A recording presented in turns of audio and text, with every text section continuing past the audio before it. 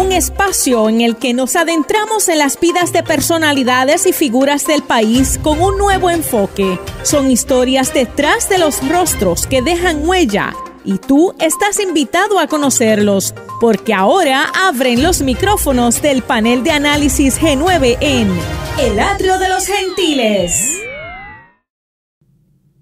Buenas tardes y bienvenidos una vez más a tu programa favorito, El Atrio de los Gentiles, que te transmite todos los martes a las 3 de la tarde por Católica Radio y mira, por todas las plataformas de las redes sociales de la Pontificia Universidad Católica de Puerto Rico. Buenas tardes, Yaira, ¿qué tal? Saludos, Juan, buenas tardes. Un martes más Así aquí, es. dándonos cinta para conocer a personalidades de Puerto Rico, hombres y mujeres que levantan nuestra patria trabajando todos los días, que forjan nuestro futuro y nuestro presente con su conocimiento, con su trabajo y con su dedicación a hacer la diferencia. Así que con mucha alegría recibimos en el micrófono de El Atrio de los Gentiles al ingeniero, abogado, profesor Drianfel Vázquez Torres, un ingeniero y abogado formado en las escuelas públicas de este país en Jayuya, como dicta su semblanza en el periódico La Perla del Sur, que fue recientemente reconocido por el Colegio de Ingenieros de Puerto Rico como colegiado distinguido del capítulo de Ponce. Así que con muchísima alegría recibimos al ingeniero, abogado, profesor Drianfel Vázquez Torres, que se une a nosotros a través de la distancia, ya que se encuentra un poquito delicado de salud y esperamos que se recupere pronto. ¿Cómo está? Buenas tardes. Buenas tardes, doctores, y buenas tardes al público que nos escucha. Qué bueno tenerlo por aquí en los micrófonos del Atrio de los Gentiles, porque mira, tenemos muchas preguntas, ¿verdad? Porque siempre nos dedicamos a estudiar un poco, ¿verdad? Nuestros invitados, estos invitados de lujo que traemos en nuestro programa, porque aportan y de verdad que conocemos y aprendemos, ¿verdad? De cada uno de ustedes. Y antes de, ¿verdad? De entrar de lleno en lo que está haciendo, me gustaría que nos compartiera, ¿verdad? Y compartir con nuestro escucha, ¿de dónde viene Drianfel Vázquez? ¿Cómo se forma Drianfel Vázquez? ¿Y dónde estudió? Y también de dónde nace el nombre Drianfel, porque eso no se escucha por ningún lado. Sí. Bueno, pues gracias, un honor estar con ustedes aquí en el Atrio de los Gentiles. El nombre de Drianfel Vázquez es una composición de dos nombres, que es de Adrián, que viene en honra a mi abuelo Adrián Torres de Jayuya, y la segunda parte es de Felipe, que viene en honor a mi padre, que es de aquí de Ponce, que ambos en paz descansen. De ahí sale la combinación de Adrián Felipe, sale el nombre de Drianfel. Qué bien. Qué ocurre. Creativo mi padre. Bien que sí. Pero sirvió para darle honor a quienes honor merecían, así que qué bueno. Y de su infancia, de esa formación primaria, ¿qué nos puede contar? Pues me crié, nacido y criado en el pueblo de Jayuya, y desde kindergarten me crié en escuelas públicas, estudiando en escuelas públicas, en las únicas escuelas públicas que había en Jayuya. Me gradué de la Josefina León Sayas, Escuela Josefina León Sayas, que es la única escuela superior que todavía existe en el pueblo de Jayuya hace unos añitos atrás, en 1992. Y allí me crié. Como dije, mi papá era de aquí de Ponce y mi mamá es natural de Jayuya. Qué bien. Profesor y doctor Vázquez, ya estudiando, ¿verdad? En esa escuela superior, ¿ya tenía definido qué sería su profesión o la encontró llegando a la universidad? Vemos aquí la Universidad de Puerto Rico en el recinto de Mayagüez. Sí, yo desde temprana edad sabía que quería ser o ingeniero civil o arquitecto, que era lo que me llamaba la atención desde pequeño. En aquella época la única escuela de arquitectura que había era la escuela de la Universidad de Puerto Rico en Río Piedras. y era bien difícil entrar y bien competitiva. Y pues decidí entonces optar por ingeniería civil en el colegio de Mayagüez. No es como ahora que tenemos la escuela de arquitectura de aquí también de la Católica, de la cual también me honra ser profesor en las clases de estructura desde hace 10 años en la escuela aquí de la Universidad Católica de Puerto Rico. Como quiera llegó allí a Sí, la como escuela. quiera llegó a la Escuela de Arquitectura Sí, aquí sí. en Ponce. Pero la realidad es que siendo ingeniero civil, pues Ujú. tiene una gran variedad de grados Estructura. académicos, porque pues tiene su bachillerato, evidentemente, en ingeniería civil, también tiene una maestría, un doctorado, pero no conforme con eso, también tiene un Juris Doctor. ¿Cómo se da esa transición de la ingeniería al derecho? Pues de las cosas que siempre me ha gustado hacer o que me llamaba la atención en ingeniería era precisamente esta parte de la ingeniería que se llama ingeniería forense, Ujú. que se enfoca en hacer estudios científicos de ingeniería, pero el objetivo es asistir al foro judicial, asistir a las cortes. Okay. Como por ejemplo reconstrucción de accidentes de tránsito, evaluación de estructuras para huracanes, para terremotos, slip and falls, que son caídas ¿verdad? De deslizamientos y caídas, reconstrucción de cualquier tipo de evento, de colapso.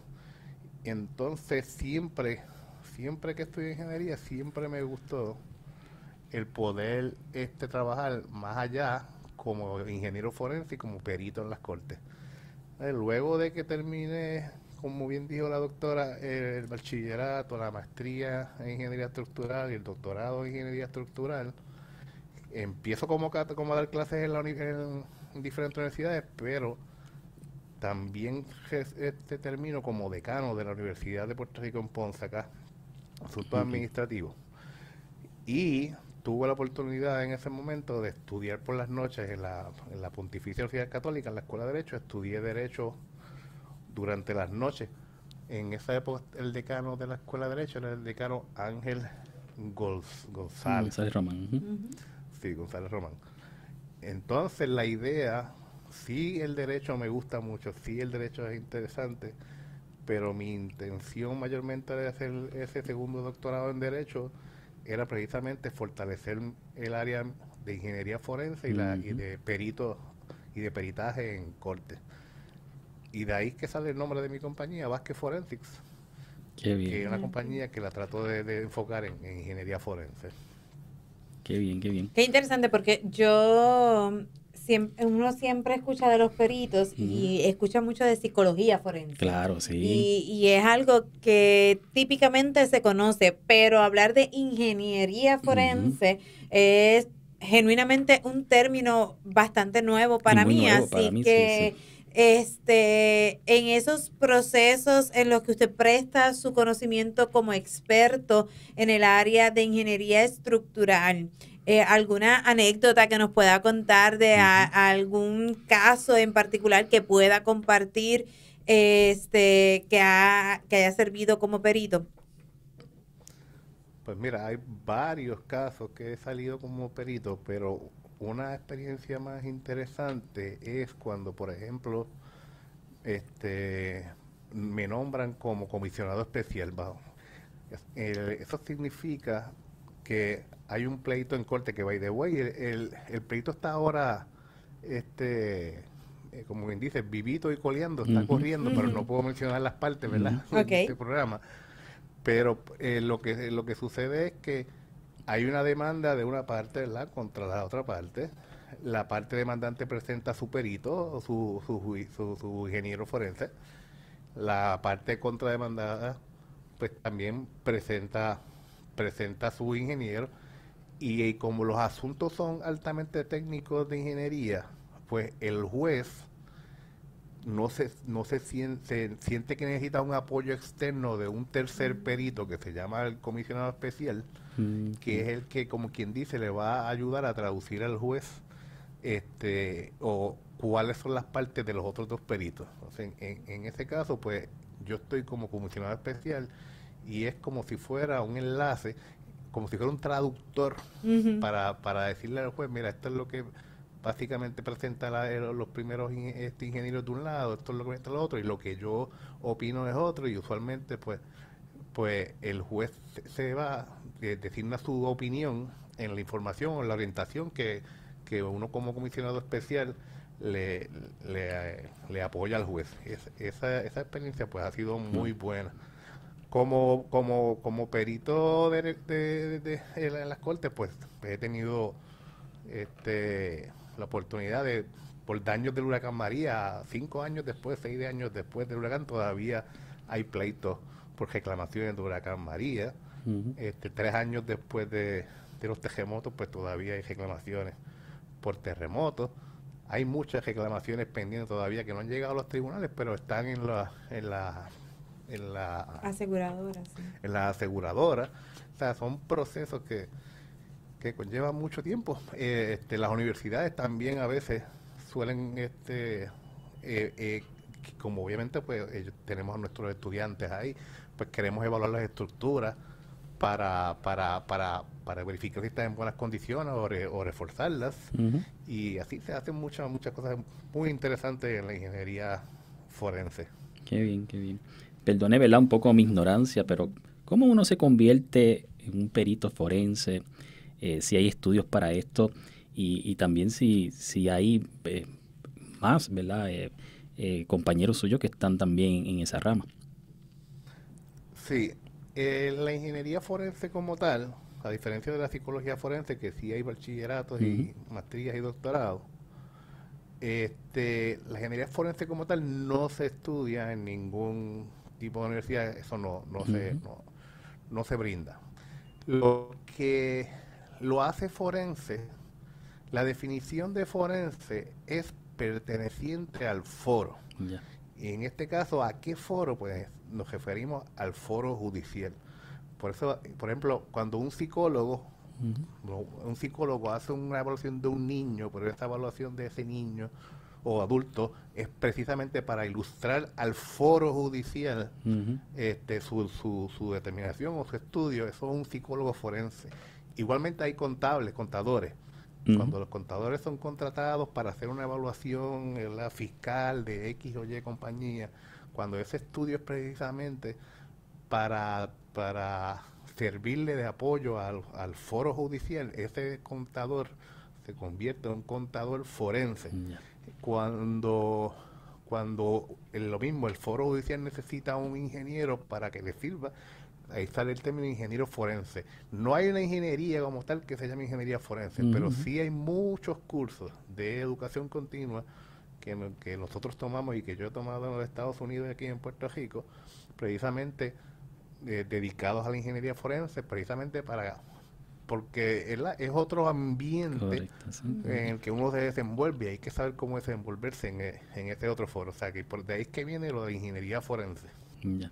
No, y que es algo bastante técnico. Sí. Es un conocimiento muy técnico y como él mismo lo explica, es también servir de traductor. Claro. Porque a veces pueden estar hablando español, pero son una nomenclatura tan específica, vinculada a la profesión que se está trabajando, que personas fuera de ese gremio profesional desconocemos completamente. Y yo creo que hasta un mayor reto, porque pues, como él menciona, la psicología forense pues tiene unos estudios específicos ¿verdad?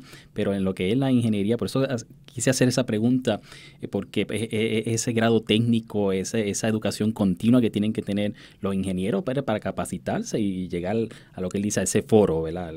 A lo que es el forense. Y no es solamente ese aspecto de la capacitación, es el aspecto del desconocimiento general. Ya, claro, porque se piensa en el ingeniero civil para que haga dibujitos y para que ayude en la construcción o remodelación de estructuras físicas, pero no en la interpretación de qué pudo haber ocurrido aquí para que no funcione, para que se haya derrumbado un pedazo, para que no haya resistido los vientos del huracán. Y entonces, a la luz de eso, ¿cuáles son los análisis o o los estudios que usted tiene que hacer para poder determinar o traducir o hacer esas interpretaciones?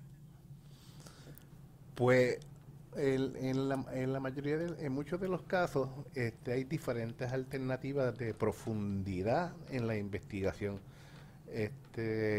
Puede ser desde algo tan sencillo como lo que le llamamos una inspección visual, Okay. o algo tan y tan complicado como básicamente coger la estructura y hacerle un montón de pruebas que se le llaman testigos, sacar testigos, mandar a probar esas pruebas a Estados Unidos para ver sus capacidades, las composiciones, a las varillas. Y eso conlleva también unos modelos tridimensionales de las estructuras altamente complicados y unos análisis no lineales altamente complicados. O sea, va desde lo más básico de que es una inspección visual hasta un nivel 3, que se le llama, que puede conllevar unos análisis sumamente técnicos y sumamente complicados. Usualmente, pues, cuando uno empieza en ese tipo de proyectos en el foro judicial, pues uno empieza con los análisis más sencillos para, ¿verdad?, proteger los intereses de todas las partes, y a la medida que se complica o en la medida de que el juez también te puede encomendar a qué profundidad él lo quiere, pues uno entonces lo desarrolla. Y así es que desde algo sencillo hasta algo bien complicado. Sí, es verdad que sí. Me llama mucho la atención que él acaba de utilizar el término testigo para sí. la estructura, como una estructura física, unas instalaciones, un edificio, se convierte en el testigo de unos hechos. Así mismo es. ¿Verdad? Se va a hacer visita a la estructura, se llevan unos equipos, hay muchos equipos especiales para escanear la estructura, para ver si la sal o el salitre lo ha afectado, y entonces para saber las propiedades de esa estructura hay unas pruebas en la cual pues se tiene que obtener una muestra. Es como si fuera ¿verdad?, un doctor en una biopsia a un ser humano que le toma unas muestritas para hacerle pruebas, hacerle análisis más profundo. Pues lo mismo en la estructura, se le obtienen unas muestras, unos cilindros o unos diferentes cortes que se le llaman testigos, y se envían a laboratorios de Estados Unidos o a veces aquí mismo en Puerto Rico para ver los resultados de entre comillas, esa biopsia. Como la biopsia. Ahí sí que cae el refrán de si estas paredes hablar. Ahí sí que cae perfectito. Sabemos que las paredes pueden hablar. Wow, y hablan de verdad. Y lo cuentan todo. Bueno, estamos en una conversación sumamente interesante con el ingeniero, doctor, abogado Drianfel Vázquez, que también es profesor universitario aquí en el Atrio de los Gentiles. Así que no se mueva nadie. Regresamos en breve luego de la pausa para continuar hablando con este hombre sumamente polifacético y bastante diverso, porque también es autor. Así que vamos a hablar después de esa publicación que tiene y de un proyecto muy interesante que tiene en el Tribunal Supremo de Puerto Rico. Que no se mueva nadie. Regresamos en breve. El Atrio de los Gentiles. Y regresamos a los micrófonos del Atrio de los Gentiles, y esta tarde estamos hablando con las paredes, con las estructuras y con todo lo que estamos descifrando los secretos de los edificios. Estamos conversando con el doctor abogado Drianfel Vázquez, y yo tenía una pregunta por aquí que no la quiero dejar pasar, porque en una de sus páginas pues dice ingeniero de terremotos. ¿Qué es eso? Bueno, ingeniería de terremotos, y al igual que ingeniería de viento, es una especialidad dentro de la ingeniería estructural, donde este profesional se dedica a diseñar o a evaluar estructuras para para cargas laterales de terremotos o para cargas laterales de viento. Ya. En el caso de Puerto Rico, Ujú. uno tiene que cuando se dedica a la ingeniería estructural, tiene que especializarse en ambos, porque en Estados Unidos los terremotos están en el oeste, en California, Ya, y los huracanes están en el este, ya, claro. en Florida.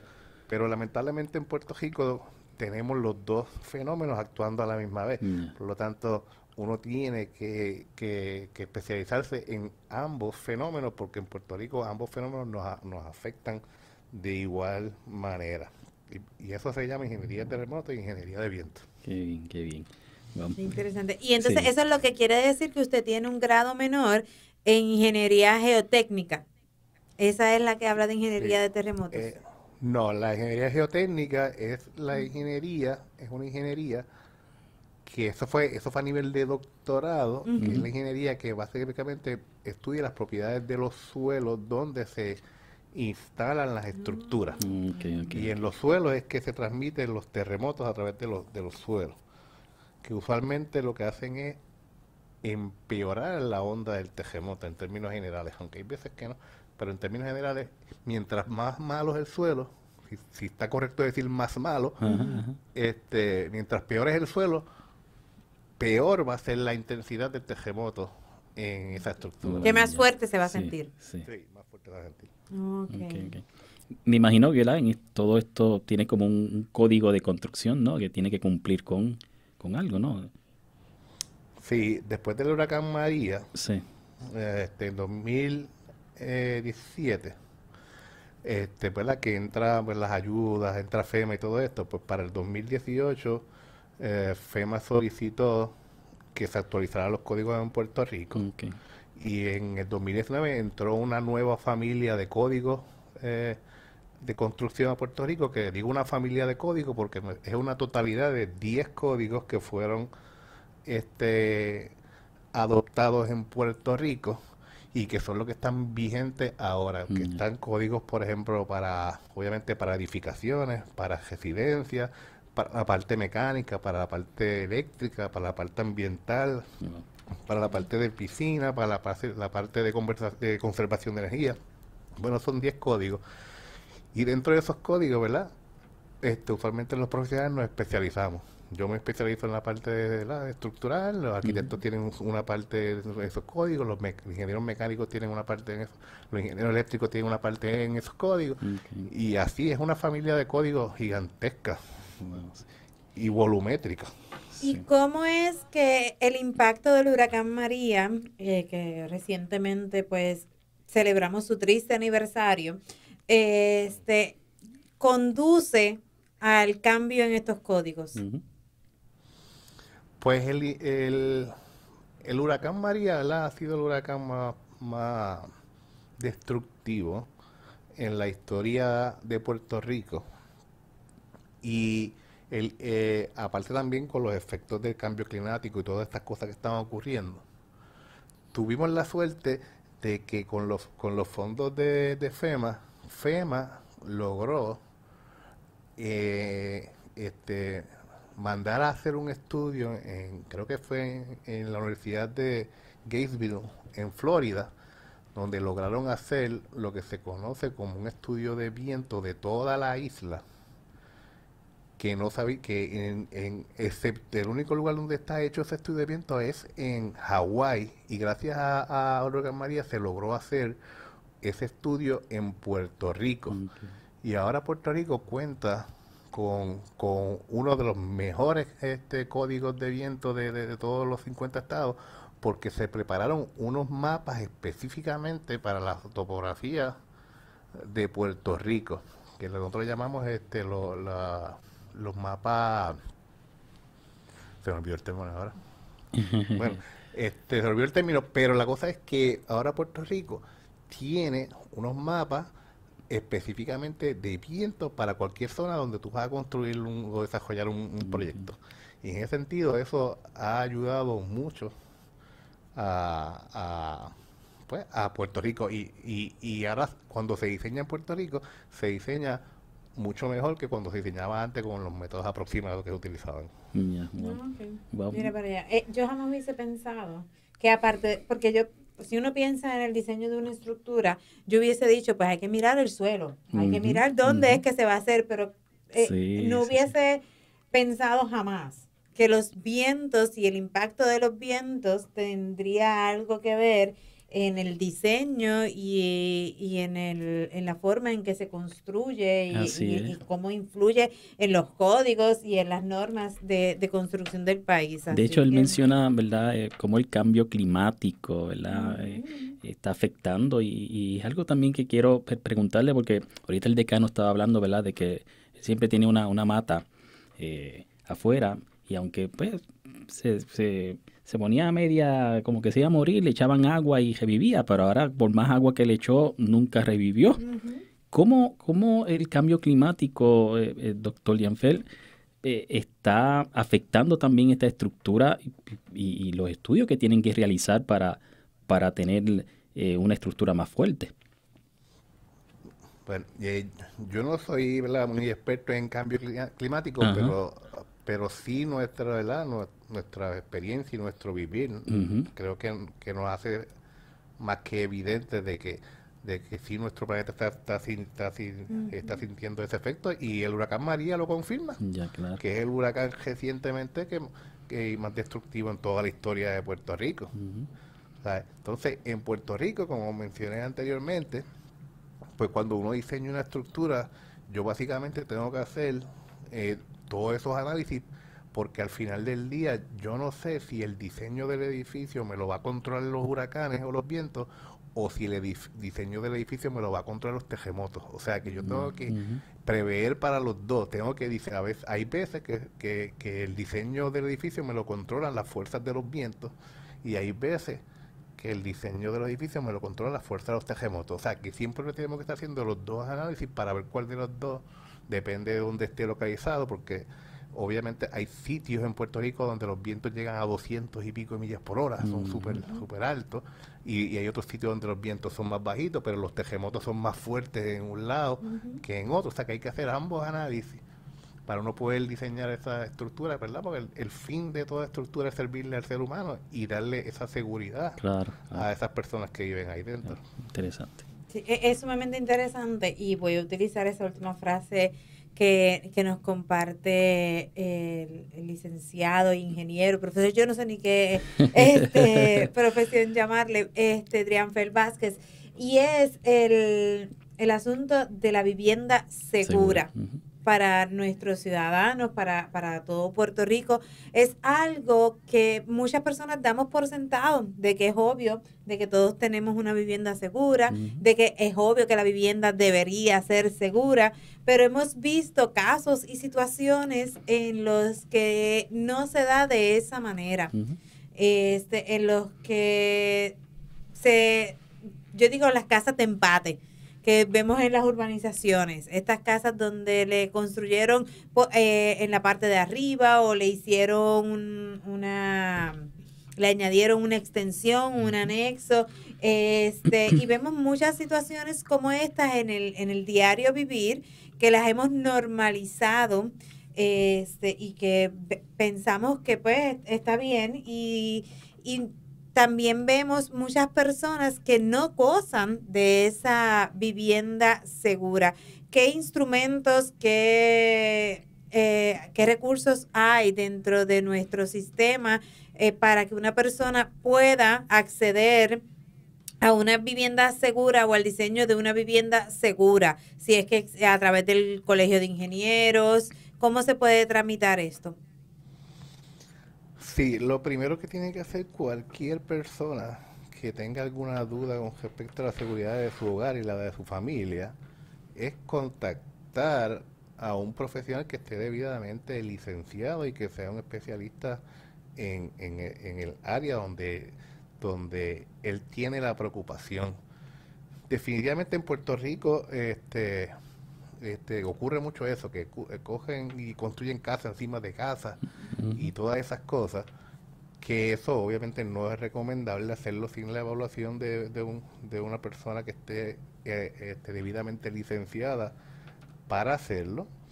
Pero más preocupante de todo eso, porque gracias a Dios el hormigón en términos hablando de casitas de residencia, el hormigón es un material noble y tiene como que varios factores de seguridad que todavía los protegen.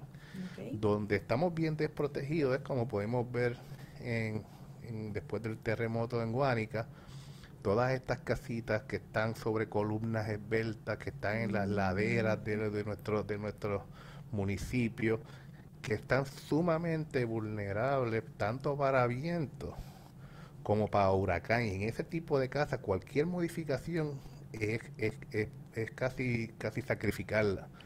Yo tuve la oportunidad cuando yo hice el doctorado en Mayagüez evaluar las estructuras en las laderas, en las residencias, y pudimos demostrar científicamente que la vulnerabilidad de ellas. Y después de eso el Colegio de Mayagüez desarrolló unas guías para rehabilitar y fortalecer esas residencias que están disponibles en la internet gratis para cualquier persona. Pero lo importante es que las personas se asesoren con profesionales, ¿verdad?, debidamente licenciados, y al igual pueden hacerlo a través del Colegio de Ingenieros y Agrimensores de Puerto Rico, que allí con mucho gusto siempre le van a conseguir un profesional que esté cerca de donde usted reside.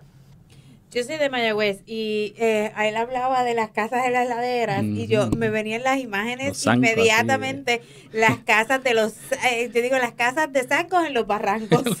La verdad que esas casas son tenebrosas. Yo digo, Dios mío, Señor, es algo que impresiona. Es algo que genuinamente impresiona. Imagina cómo está la eso sí. Sí, y de verdad es impresionante. Incluso hay muchas regulaciones en las instituciones bancarias para dar préstamos a las estructuras cuando se está tratando de hacer la hipoteca. Si hay una estructura en madera, si hay una estructura que se ve de riesgo, pues tampoco dan el préstamo, que es algo que se debe evaluar grandemente, incluso no solamente al momento de construir, sino también al momento de comprar una residencia que ya está erguida y que ha servido por muchísimos años. Pero, eso es sumamente importante. Usualmente nuestra residencia, nuestro hogar es la inversión más grande de una familia, que es una inversión a 20, 30 años. Y a veces no nos damos cuenta de lo importante es que en ese momento contar con un profesional que te ayude a tomar esa decisión, porque una decisión que es la inversión tal vez más grande de tu núcleo familiar. Y a veces, pues, por otras razones que desconocemos, pues no le damos tanta importancia a lo importante que es la seguridad de tu hogar y de tu familia y de esa propiedad, que es la inversión más grande que tú tal vez vas a tener en tu vida. Qué bien. Y que tenemos que prestarle muchísima atención. Y hemos recibido una clase, aquí se han demostrado todas las virtudes educativas y de transmisión del conocimiento que tiene nuestro invitado en la tarde de hoy. Y como le encanta compartir su conocimiento, también es autor. Tiene varios libros, entre ellos el de Análisis Estructural, Estadístico y Dinámico, que se utiliza como libro de texto en algunas universidades. Así que cuéntenos de esa faceta, cuáles son los libros y qué temas abarcan ellos. Pues mira, ese libro es una iniciativa que comenzamos este servidor y el doctor Luis Suárez del Colegio de Mayagüez hace más de 20 años. Esta versión es como la quinta o la sexta versión, en donde nosotros deseamos desarrollar una guía también para los estudiantes de cómo utilizar unos programas de análisis estructural, usarlo de manera correcta. Y desde hace como 20 y pico años hicimos la primera versión, y siempre todos los fondos de ese libro han ido a favor de las asociaciones de estudiantes de ingeniería civil del Colegio de Mayagüez. Ese libro se utiliza como en muchos países de habla hispana. Claro, ha ido perdiendo un poco su utilidad porque ahora ya preferimos más ver un video en YouTube que sentarnos a leer un libro, y sabemos que es así. Tal vez la próxima versión la haremos digitalizada también en esos términos, pero sí ha sido de mucha utilidad durante todos estos años. Qué bien, qué bien. El otro libro que tenemos por ahí publicado es el de práctica forense en el Tribunal Disciplinario de Ética Profesional. Y en ese sentido es que ustedes han escuchado cómo desaforan a los abogados y cómo desaforan a los médicos. Pues en el caso de ingeniería, en el Colegio de Ingenieros hay un Tribunal Disciplinario de Ética Profesional que es el ente o el tribunal con jurisdicción primaria sobre los desaforos y las sanciones a los ingenieros que cometen violaciones éticas. Okay. Yo tengo el honor de ser el juez de los ingenieros civiles de Puerto Rico en ese tribunal desde los pasados 8 años. Y cuando empecé en ese tribunal, aunque ya yo daba clases de ética en diferentes universidades de ingeniería, pues decidí preparar este libro, que es una herramienta para todos aquellos ingenieros que se vean en problemas o en este tribunal en casos ético profesional, y les sirve para ver cómo ellos pueden, ¿verdad?, ayudar a poder salir de este tipo de situaciones. Cómo manejar su caso. Es un libro ahí más o menos del manejo de casos. Qué interesante. Eso es para cubrir todas las facetas. Y antes de que se nos acabe el tiempo, me gustaría que hablara entonces un poco sobre la rehabilitación de la sede del Tribunal Supremo de Puerto Rico, que es un proyecto en curso, según tengo entendido. Pues sí, este proyecto es un proyecto que lo lleva en conjunto con el ingeniero José Pepe Izquierdo, en el cual él me trae a mí como consultor. Él tuvo la oportunidad de someter una propuesta al Tribunal Supremo que tienen la misma preocupación, al igual que todos nosotros, de evaluar su estructura y de saber que estaban bien. Y la propuesta fue aceptada y nosotros ya hemos evaluado el Tribunal Supremo de Puerto Rico y los edificios que están a su alrededor. Hemos evaluado su vulnerabilidad sísmica y hemos también preparado los planos de la rehabilitación estructural, tratando de no afectar o afectar en mínimo la fachada, ¿verdad?, de conservar su integridad arquitectónica y histórica que tiene el edificio. Y estamos en la etapa final de terminar los planos de rehabilitación del Tribunal Supremo de Puerto Rico, y es un proyecto que ha sido...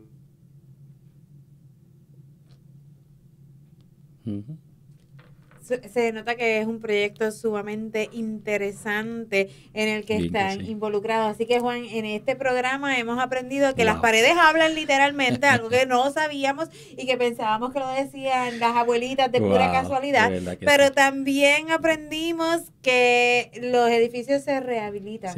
No es que se reconstruyen, no es que se remodelan, es que se rehabilitan para hacerlos funcionales y más seguros para las personas que diariamente los utilizamos. Ha sido un espacio de muchísimo aprendizaje. Agradecemos al ingeniero, abogado, doctor, autor, perito forense, Drianfel Vázquez, por habernos acompañado en la tarde de hoy en el programa El Atrio de los Gentiles. Esperamos que para ustedes haya sido igual de grata esta conversación. Así es. Agradecemos, ¿verdad?, al doctor por su tiempo, que se mejore, ¿verdad?, que está en salud, y agradecemos, ¿verdad?, su espacio aquí en los micrófonos del Atrio de los Gentiles. Gracias a ustedes. Buenas tardes. Buenas tardes. Intégrate a la mesa y descubre las vidas de los gentiles. Comunícate con nosotros a elatriodelosgentiles@pucpr.edu. Queremos saber de ti. El Atrio de los Gentiles es una producción de la Pontificia Universidad Católica de Puerto Rico.